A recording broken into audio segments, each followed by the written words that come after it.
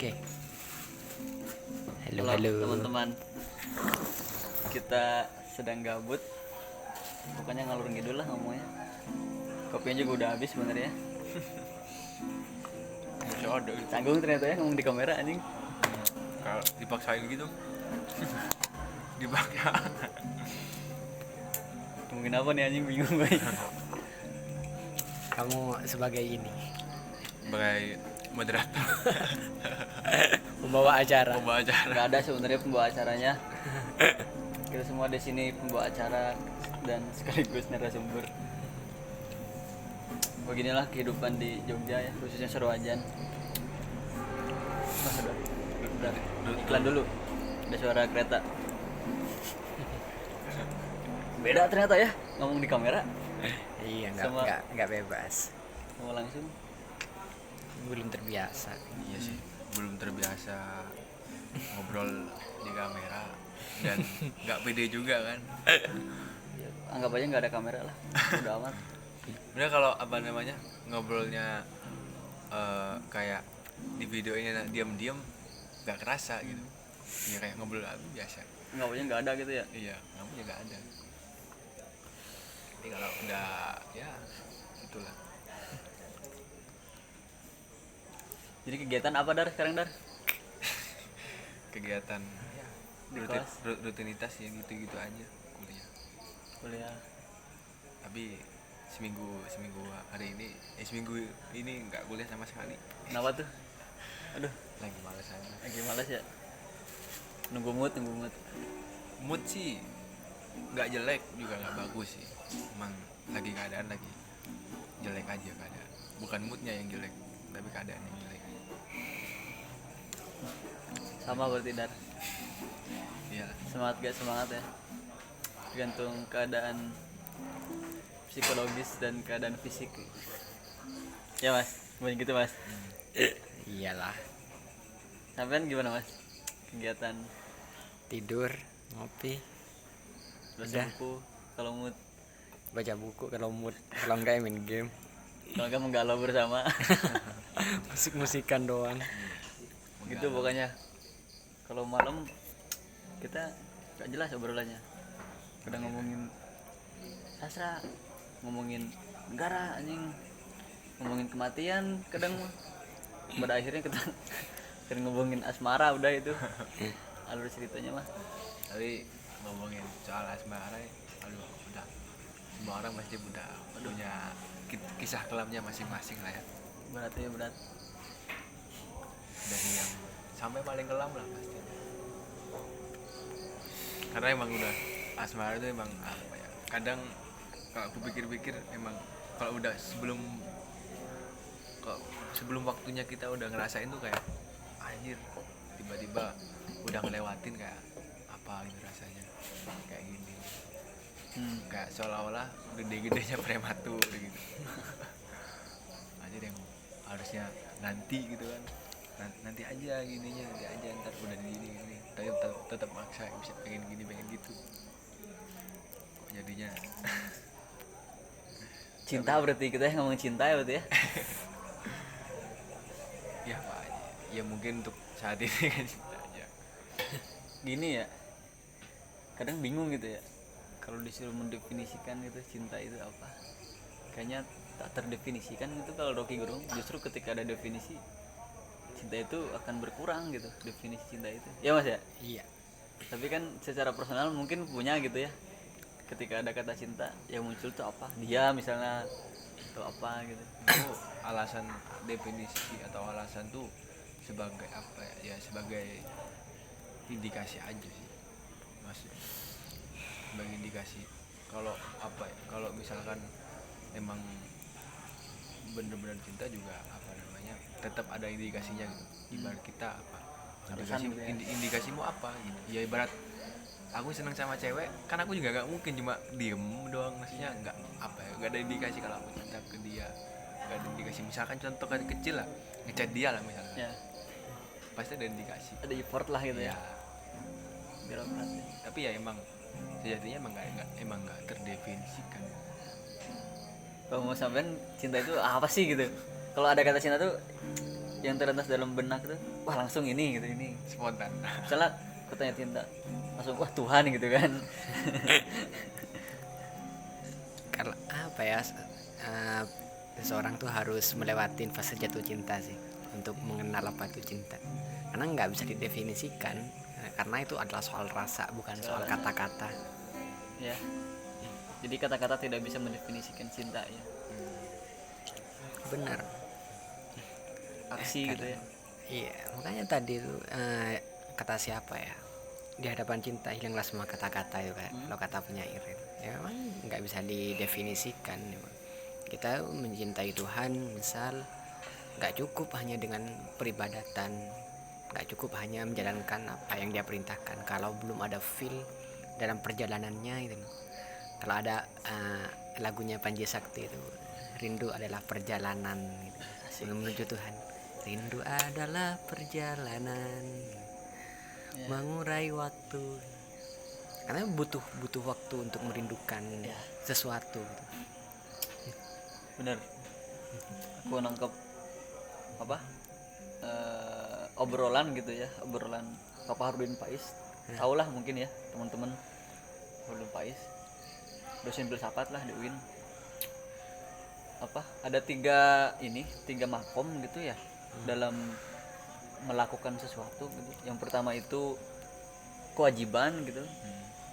Kewajiban, kalau kewajiban kan misalnya nih kita menganggap ngopi itu wajib gitu kan. Meskipun terpaksa. Nah, kalau kewajiban itu pasti ada konotasinya terpaksa gitu kan. Terpaksa gitu. Kewajiban sama dengan terpaksa gitu. Wah harus ngopi nih gitu kan. Paksa nih ngopi gitu. Ajak Mas Hamzah atau diajak bener, Mas saya ngopi, aduh kepaksa gitu. Padahal lagi YouTubean gitu kan. Lagi di kos, lagi mager. Nah, itu kan kewajiban. Yang kedua itu kebutuhan. Kalau kata Pak Farudin Faiz, kalau kebutuhan, wah ngopi nih butuh nih gitu, butuh ngopi gitu, butuh ngobrol sama temen kayak gini, sama kawan-kawan. Terus yang terakhir cinta. Kalau cinta nggak usah disuruh, itu langsung ini. Bahkan sesuatu yang tidak masuk akal gitu, kata Pak Farudin Faiz, akan dilakukan kalau cinta mah gitu. Jadi tidak akan bosan dan akan selalu terulang-ulang. iya. Jadi tahapan tertinggi dalam melakukan sesuatu itu kalau udah cinta itu. Misalnya apa ya, Mas Hamzah gitu misalnya udah cinta sama baca buku gitu, udah nggak usah disuruh baca buku, langsung baca buku karena udah suka gitu kan. Atau mencintai perempuan gitu, saya mencintai perempuan, buat ngelakuin apa aja juga langsung gitu kan, tanpa ada keterpaksaan gitu Ya hampir sama kayak ya bukan hampir sama, memang sama kayak kita cinta ke Tuhan nih. Artinya bener kata Mas sama tadi, maksudnya kita nggak cukup nggak cukup dengan cuma beribadatan. Tapi aku maksudnya ini apa namanya, emang mencintai Tuhan tuh memang ada fase-fasenya gitu, ada tingkatannya gitu. Ya kalau fase-fase yang kayak begini yang notabene-nya ya ibadah masih bolong-bolong segala macamnya gitu kan. Jadi kayak apa ngelakuin ibadah itu kayak seolah-olah ya kewajiban gitu. Masih di fase-fase itu. Jadi kita terpaksa atau segala macam. Tapi kalau untuk apa ya, misalkan aku udah cinta banget, mungkin aku bukan lagi menganggap itu sebuah kewajiban atau kebutuhan. Ya emang aku cinta aja sama ibadah gitu. Ingin bertemu. Iya. Setiap 5 waktu tuh ingin bertemu. tapi kalau udah cinta ya, Iya. udah cinta beda lagi anjir. Nah itu yang sulit itu, mencintai sholat, mencintai Tuhan gitu, dapat sholat. Kalau ngomongin sholat gitu ya anjing, kadang walaupun aku bolong-bolong gitu ya, bolong-bolong sholat, apa namanya, kadang ada orang gitu sholat gitu ya, redam aja lah ini mau ngobrolnya lah, nggak ada tema ini, sholat gitu gara-gara kewajiban, wah dasar nih udah isya nih gitu, sholat gitu karena ada keterpaksaan. Nggak salah sebenarnya itu, terus ada yang butuh gitu, anjir butuh sholat nih biar tenang, ada alasan di situ. Udah ada alasan, udah ada syarat prasyarat tuh, alasan. Udah cinta gitu, cinta gitu, mau dia tenang, mau dia, jadi ketika dia sholat dia bukan mencari ketenangan karena dia cinta. Udah apa istilahnya, ada keterikatan lah anjir. Tapi kan hari ini apa ya namanya, menurutku pribadi semua pribadi kayak banyak lah, maksudnya para ustaz atau para kiai menyuruh ini menyuruh itu, hanya menyarankan ini. Sebenarnya itu tidak salah gitu, apa namanya, cuma menurutku kayak apa ya, lebih ke cara spesifiknya sih. Artinya itu kan udah apa ya, udah emang cara sholat itu kan, sholat ini harus gini harus gini biar sholatnya lah biar tenang segala itu. Cuma kan gimana kita sholat ini bisa tenang gitu.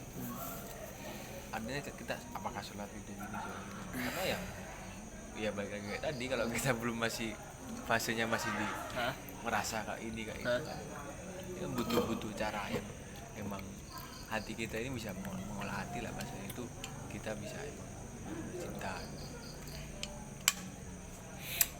Sampai gimana? Soal apa? Kalau sholat. Iya sih, karena Sholat dan cinta lah. ya sholat dan cinta ya diibaratkan 5 waktu. Kalau kita itu selalu ingin merindukan Tuhan, terlepas dari itu adalah sebuah kewajiban dari 5 waktu, pasti ingin selalu bertemu. Karena orang yang cinta tuh diibaratkan tidak bisa lepas atau tidak bisa berpisah. Aku masih ingat ceramahnya Gus Baha itu. Jangan jadikan sholat 5 waktu itu sebagai beban gitu. Artinya jadikanlah ketika kamu selesai menunggu, setelah selesai sholat isya atau setelah sholat duhur misal, untuk menyambungkan waktu, gunakanlah untuk merindukan waktu itu, merindukan waktu selanjutnya ini, sehingga tidak akan ada beban. Karena kembali lagi ketika saya mengutip tadi yang Panji Sakti, ibadah itu seperti rindu yang berjalan ini. Jadi seseorang itu dari duhur akan menunggu asar, dari asar akan menunggu maghrib, jadi akan kontinuitas terus. Karena ketika dia setelah selesai sholat itu kan ada jedanya itu adalah rindu gitu. Karena seorang pecinta itu kan tidak bisa lepas dari namanya jeda. Dalam anjing, gila. Gila. Ya emang gitu, emang kayak emang kalau udah cinta gitu cinta banget, kayak bisa gitu, kayak anjir, kata ibarat tadi itulah jeda tadi lah, maksudnya maghrib ke isya pun hitungannya sedikit ya waktu jedanya, kayak aduh udah rindu aja gitu. Apalagi yang lama gitu kan jeda waktunya, kayak isya ke subuh misalkan. Penantian itu digunakan untuk menunggu waktu selanjutnya ya. Indah sih kalau kayak gitu. Ya coba bayangkan ketika kita mencintai seseorang terus LDR, gak bisa setiap kali bertemu. Pasti kan yang dirindukan masa-masanya adalah penantian menuju bertemu itu kan. Seperti halnya kita dengan Tuhan gitu ya. Kita menunggu, menantikan gitu kan pertemuan dengan Tuhan gitu. Di waktu-waktu sholat. Iya. Khususnya waktu paling dekat antara hamba dan Tuhannya adalah ketika bersujud gitu ya. Ketika bersujud. Kalau ada kata-kata itu biasanya kalau kamu berhasil mencintai seseorang, harusnya kamu harus lebih mencintai yang memberikan dia cinta. Ya betul sekali. Ya kan? Sang Maha yang Cinta. yang maha mencintai gitu. Ya Rahman Rahim itu loh. Karena kita apa yang nggak bisa menentukan gitu, kita harus jatuh cinta pada siapa gitu. Karena cinta itu adalah pemberian anugerah gitu terbesar dari Tuhan, Sang Maha Cinta anjir. Kata Ja'far kan memang ya semua ini yang dijalankan itu karena cinta gitu. Kalau Tuhan nggak cinta juga ngapain cintain? Iya. Makanya di tengah, aku lebih sepakat kayak gini, di tengah-tengah orang yang sering menjudge, aku lebih suka kepada orang-orang yang sering mengademkan. Kalau soal peribadatan, artinya jangan lupakan Rahman Rahimnya Tuhan daripada sifat Al-Jabbarnya, Al-Mutakabbirnya. Ya, Tuhan memang tegas, Tuhan memang besar, dan bisa saja Tuhan itu apa ya, ingin memberi hukuman. Tapi jangan artikan hukuman itu adalah sebuah benci, tapi itu adalah bentuk kepedulian. Betul. Itu juga apa ya, pernah dibahas ya sama Abu Ja'far tuh soal hukuman. Katakanlah Onda tuh bertanya kenapa kok apa namanya, kalau misalkan Tuhan cinta, kenapa kok orang-orang dimasukin neraka gitu. Iya. Itu kan dibahas bahwa jawab ya itu udah sebuah apa ya, cinta itu menunjukkan bahwa Tuhan itu cinta kepada lu, karena Tuhan tuh tahu, maksudnya ibarat kata nih apa namanya, kamu apa namanya mau makan tapi kamu masih sakit nggak bisa apa ya, masih mati rasa gitu kan juga harus disembuhin dulu misalkan pakai obat panas atau apa gitu. Dan itu juga menyiksa. Iya dan Pak itu bukan apa ya, bukan berarti apa Tuhan itu gak cinta gitu, tapi emang apa namanya Tuhan itu ya dengan apa ya ingin membersihkan gitu lah bahasanya itu. Contoh apa lagi contohnya itu kayak orang tua ke anaknya lah, kayak anak lu apa yang ngelakuin salah gini terus lu hukum, bukan berarti kan lu hukum apa namanya lu itu benci sama anak lu, tapi kan emang lu cinta makanya lu hukum biar dia apa ya, bahasanya itu nggak ngelakuin ini lagi. berdasarkan cinta. Iya. Kadang gitu ya ada orang gitu, orang-orang yang orang mutajilah gitu ya mungkin dibilang. Nah, nggak bercanda itu mah. Orang-orang yang selalu mengedepankan rasionalitas gitu ya. Kalau ditanya ngomongin peribadatan, ritual gitu, atau ya beribadah lah pada Tuhan, kadang orang-orang yang mengedepankan rasionalitas gitu hanya beribadah gitu kalau ibadahnya itu rasional gitu, masuk akal. Kalau gak masuk akal nggak mau. Contoh misalnya salat itu, oh salat itu menyehatkan, itu menenangkan, puasa itu menyehatkan bagi tubuh, bagi fisik. Ketika disuruh ketika diperintahkan oleh Tuhan dengan ibadah yang bentuknya tidak rasional, dia tidak mau. Kalau kata Habib Jafar itu, wah lu mah apa beribadah gitu ya bertuhan kalau logis aja, kalau nggak logis nggak mau gitu. Makanya Tuhan kayak nguji gitu loh, ya nguji kita lah gitu. Nah gue kasih nih ibadah yang logis nih, lu mau gak nih? Oke mau. Gue kasih nih bentuk peribadatan yang nggak logis nih, lu mau gak? Wah nggak mau. Wah masih dipertanyakan ininya gitu, gimana ya kayak gitulah pokoknya. Ya ibarat apa ya, kalau aku sih mikirnya gini, kalau mikir soal ibadah logis atau enggaknya kan ibarat kan Tuhan juga udah nggak bisa dilogika ya Ya gitu. Maksudnya juga apa yang dia berikan, apa yang dia perintahkan juga kalau juga apa ya nggak logis juga ya wajar gitu. Dia kan udah itu di luar hak kita gitu. Apa bahasanya itu mas, kalau hak apa namanya, hak prerogatif Hak prerogatifnya. itu kan emang udah ke hak Tuhan, ya terserah Tuhan gitu. Kita emang di luar itu punya haknya pribadi lah. Cuma aku nyambunginnya ke teori cintanya Fair itu kan. Ada Fair itu namanya market love gitu. gimana tuh? Ada artinya istilahnya cinta pasar apa ya. Jadi cinta yang diartikan hanya kalkulasi soal untung rugi. Ya Nah, peribadatan dengan Tuhan pun hampir sama kataku. Artinya kita mau melakukan ibadah apa selalu dihitung-hitungan pahalanya berapa derajat, nanti di surga dapat apa. Karena nggak ada bedanya sama kapitalisme gitu ya. ya, cinta yang terkalkulasi itu kan ya itu memang tahap cinta, tapi ada cinta yang terkalkulasi. Kamu dapat aku beri apa, kamu dapat apa. Aku beri apa, kamu beri apa gitu. Jadi ada saling feedback. Dan cinta itu enggak katanya. Itu kata Fair itu kok Fair, Ivan Illich. Kata Ivan Illich. Setuju juga pernah bilang gitu sih mas, Nah, yang soal itu ya cinta manusia gitu loh. Kalau cinta Tuhan ke manusia ya tidak ada kalkulasi gitu.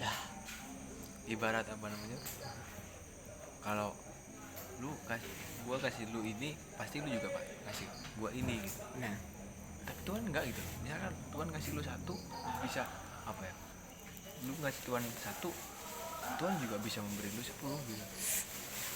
Karena ya udah nggak mengharap kembalian. iya. Bayangkan kita meniru cinta ala bagaimana cinta Tuhan mencintai makhluknya. Gak bakal bisa.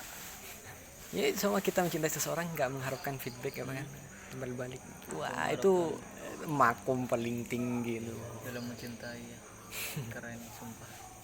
Ya setiap orang tetap apa ya, punya apa ya, punya tertinggi ya, kisah cintanya tertinggi lah ya. Soal apa namanya, soal mencintai orang nggak mengharap gitu. Kadang juga berharap juga, kadang juga spontan atau apa gitu kan. Nah, ngomongin soal berharap nih, gimana nih? Berharap itu kan ada orang bilang, wah jangan terlalu tinggi lah berharap, nanti akan sakit gitu. Akhirnya akan menyakiti diri sendiri gitu. Karena tidak sesuai harapan realita yang akan datang gitu. Nah, gimana tuh menurut kalian?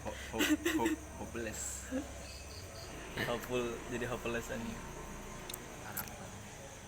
Ketika harapan itu hilang, apa yang tersisa? Nggak ada. Aku juga belum bisa apa ya, mendeskripsikan juga, maksudnya nggak, jangan terlalu berharap. Yang jelas apa namanya, emang ya jangan terlalu aja gitu, jangan berlebihan. Jangan Mas. berlebihan, karena agama pun melarang ya. Iya. La israfu fiddin, la israfu berharap. Ada itu di anime tuh, Obito. Obito itu sangat cinta terhadap Rin, Dik. Dan Obito itu bilang bahwa Rin adalah dunianya. Ketika Rin itu tidak ada, mati, dan tahu bahwa Obito ini, Rin mencintai itu mencintai sahabatnya Obito sendiri, itu Kakashi. Hancur hidupnya Obito ini penuh dengan balas dendam. Jadi yang semula dia tuh mencintai perdamaian, justru ingin menghancurkan perdamaian. Artinya kalau dunia dan harapannya udah hancur, apa lagi yang dia bisa pegang gitu. Ya. Makanya kan sering bilang, kamu adalah duniaku, aku tanpamu nggak bisa gitu. Ya, mungkin itu hanya menggambarkan kisah cintanya ya gitu. Kalau aku ya, harapan bagiku itu adalah kayak inilah fata morgana gitu di padang pasir gitu. Walaupun kita nggak dapat air, tapi kita masih bisa hidup gitu, Berusaha. masih bisa berusaha, masih bisa hidup lah gitu. Kayak aku membayangkan ada air di tengah-tengah padang pasir gitu, aku masih bisa hidup dengan harapan itu gitu, walaupun aku dalam kenyataannya aku nggak minum air gitu. Jadi bagiku harapan itu ya alasan gitu buat aku hidup gitu. Sama aku berharap dengan siapapun, dengan teman atau dengan orang yang kucintai gitu. Harapanku adalah hidup gitu, menghidupi cinta itu sendiri. Jadi kalau tanpa harapan, hidup tanpa harapan gitu, maksudnya harapan yang proporsional gitu, yang secukupnya lah, sebisanya lah gitu, bukan secukupnya.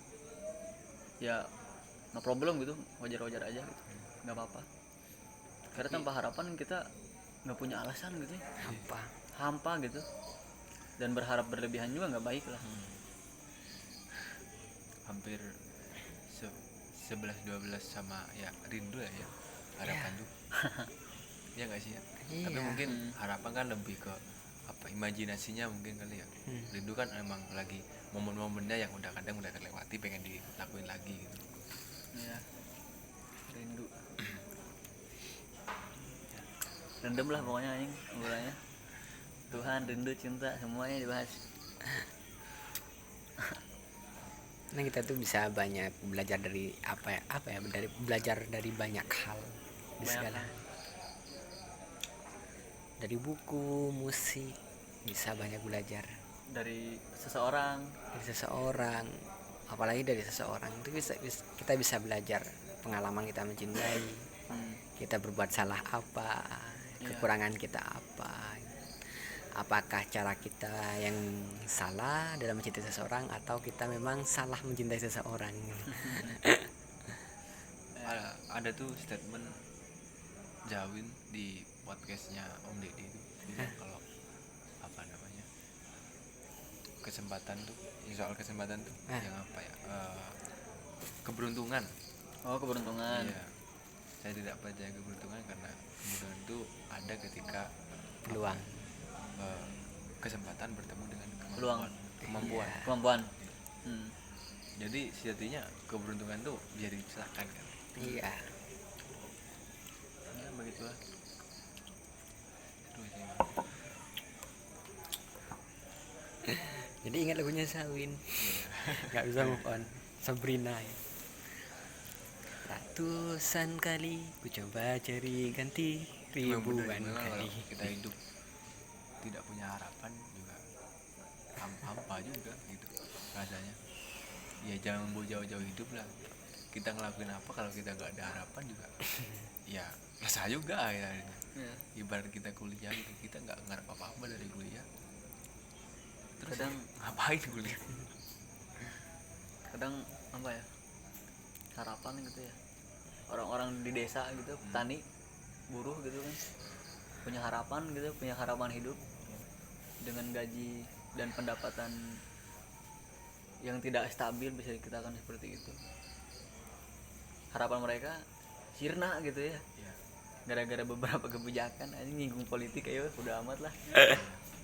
Gara-gara kebijakan yang dibuat oleh orang-orang yang tidak memikirkan harapan-harapan para buruh, para petani, para UMKM, pedagang-pedagang kecil gitu.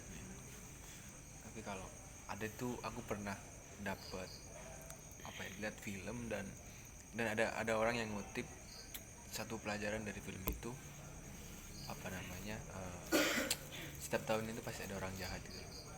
Orang jahat, kenapa Tuhan kok apa namanya tidak menghukum atau apa yang orang-orang jahat itu, bukan karena orang jahat itu gimana tapi emang ada orang baik yang tidak ingin melakukan perubahan.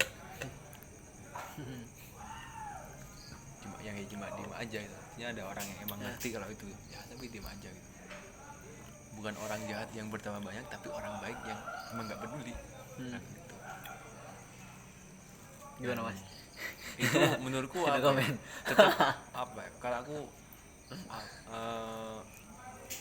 mikirnya kayak ya juga ya, apa namanya, kalau perasaan juga yang itu yang apa ya, yang jahat itu aja kan, tetap kan Polanya gitu-gitu aja. pengalamannya gitu aja, tapi kok belum selesai gitu. Gitu ya jalan.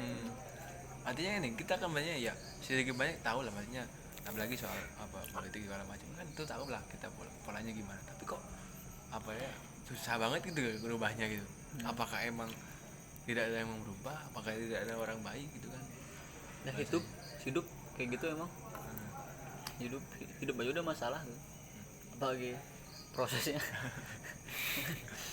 Kalau di pas waktu itu yang di bukunya Mark Manson tuh ya, kalau kamu tidak berharap itu hidup itu tidak masalah, jangan hidup. Karena hidup ya jadinya gimana kamu bisa nyelesain masalah. Karena ketika nanti kamu bisa nyelesain masalah, ya jangan berpikir kalau masalah itu udah selesai, tapi ya tetap ada bakalan ada lagi masalah baru. Masalah Ngomongin hidup si kompleks ini lah, ngomongin hidup. iya cuy, Ya ibarat kita ngomongin Tuhan juga kompleks gitu loh. kompleks. Iya. Apalagi hidup bagian dari ciptaan Tuhan itu sendiri. Kalau ada kadang kalau orang ngomong itu hidup itu gampang gini alah. Juga kadang aku mikirnya ya, Orang hidup ada aja kan orang hidup itu pengen mengakhiri hidup. hidup tuh gampang, apa ya, ada bilang kok yang penting tuh apa hati dan pikiranmu gini gampang, harusnya gini kayak ngegampangin gitu. Padahal kan nggak segampang itu, nggak semudah itu gitu, menjalani hidup yang menurutmu apa ya, yang penting tuh hatimu ini, yang penting hatimu itu. Ya gimana orang prosesnya gini yang nguji Tuhan kan? Tiap orang kan prosesnya beda-beda, masalahnya beda-beda kan. Iya. Tingkat tekanan depresinya pun beda-beda, jadi nggak bisa disamaratain lah ya. Cuman apa ya, ini kayak gitulah pokoknya. Liar anjing, lila-lila deh. Yang paling, kalau aku pribadi yang paling ku bisa lakukan sekarang ya cuma kalau untuk terhadap orang ya berusaha untuk mengerti gitu, ngertiin lah bahasanya itu, keadaan dia gimana, dia segala macamnya gitu. Artinya kita tidak jatuhnya itu, kita tidak apa ya, meremehkan dia kayak seolah-olah ya, ibarat kata nih, kamu lagi resah segala macamnya gitu, terus aku ngomong kamu itu gitu aja kok resah gitu, Alay gitu ya, malah gini, hidup tuh gampang dengan gini kan, emang beda-beda gitu. beda-beda prosesnya. Ya kan jatuhnya kan malah aku nggak ngeremehin apa yang kamu rasain gitu. Padahal kan emang ya beda-beda perasaan orang tuh. Setiap orang prosesnya beda-beda, ujiannya pun beda-beda gitu lah. Nah Mas ya? lagi yang kalau di daerah juga itu apa namanya soal dia apa ya, anak muda lah ya, dari teman-teman, dari temanku tuh ceritanya bilang kalau ya ada yang bilang apa, kalau kerja itu jangan nyari ini, jangan nyari uangnya gini gini gini gini. Terus aku bilang gini, apa namanya, kamu sebenarnya nggak apa-apa bilang gitu, nggak salah dan nggak benar, tapi mungkin konteksnya kurang pas gitu loh. Karena apa? Karena pertama kamu masih dibiayain orang tua kamu pertama, kedua kamu masih ngarepin duit orang tua kamu kan. Ya kan, kamu jangan bilang gitu ke orang yang emang udah mandiri, udah punya kebutuhan pribadi dan emang dia tahu kebutuhannya gitu. Kamu juga nggak berhak ngomong kayak gitu, karena setiap orang juga kebutuhan beda-beda. Ya. Kamu sekarang enak, apa namanya, katakanlah biaya hidupmu masih ditanggung orang tuamu, kamu juga masih bisa berharap duit orang tuamu. Sedangkan orang yang kamu omongin itu masih udah mandiri, dia udah tidak bergantung pada orang tuanya, dia emang ini mandiri lah bahasanya. Ya jadi jangan apa ya, apa yang kamu rasain tuh bukan berarti harus orang lain juga harus rasain.